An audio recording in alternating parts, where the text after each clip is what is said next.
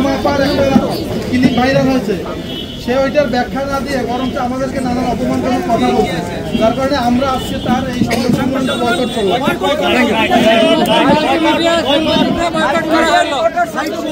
কথা বলি না, এটা কথা বলার সময় বহুত আগে শেষ হয়ে গেছে ভাই।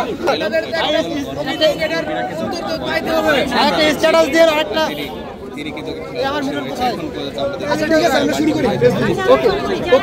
পরে কথা হবে এটা নিয়ে, আপনাদের সাথে ইনশাআল্লাহ আমরা বসবো এবং ভুল বোঝাবুঝির সমাধান হবে। উমামা ফাতেমা মাল্টিমিডিয়া রিপোর্টারদের যে ভাষায় তিনি সমালোচনা করেছেন, এটি সমালোচনার জায়গাতে আর নেই, তিনি ব্যক্তিগত একটি আক্রোশের জায়গা হিসেবে তৈরি করেছেন।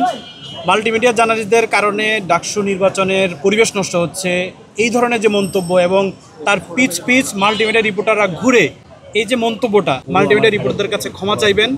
সোশ্যাল মিডিয়া যেভাবে পোস্ট দিয়েছিলেন আমাদেরকে অপমান করে, একইরূপ তিনি সোশ্যাল মিডিয়াতে পোস্ট করে মাল্টিমিডিয়া জার্নালিস্টদের কাছে তিনি ক্ষমা প্রার্থনা করবেন।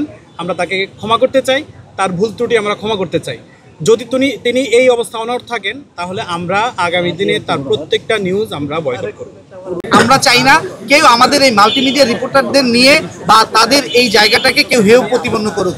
তবে আমরা আজকে যাকে বয়কট করেছি তিনি ফেসবুক স্ট্যাটাসের মধ্যে দিয়ে যে ধরনের কথা বলেছে মাল্টিমিডিয়াকে নিয়ে, সেই বিষয়ের জায়গা থেকে আমরা এতে খুবই এই জায়গা থেকে আমরা সিদ্ধান্ত নিয়েছি যে আমাদের যারা অ্যাসোসিয়েশন রয়েছেন তারা সহ, যে যতক্ষণ পর্যন্ত তিনি এই বিষয়টি নিয়ে ক্ষমা না চাইবেন, যেভাবে তিনি ফেসবুকে স্ট্যাটাস দিয়ে মাল্টিমিডিয়া রিপোর্টারদের বা এই জায়গাতে যারা কাজ করেন তাদেরকে হেয় প্রতিপন্ন করেছে, ঠিক তেমনটাই ফেসবুকে এসে আবারও তিনি এই জায়গাতে এসে তিনি ক্ষমা যতক্ষণ পর্যন্ত না চাইবেন ততক্ষণ পর্যন্ত আমরা তার রিপোর্ট বা তার কোনো কিছু আমরা প্রকাশ করব না বা তার সংবাদ সংগ্রহ করব না। ডাকসু নির্বাচনে যিনি একজন প্রার্থী রয়েছেন উমামা,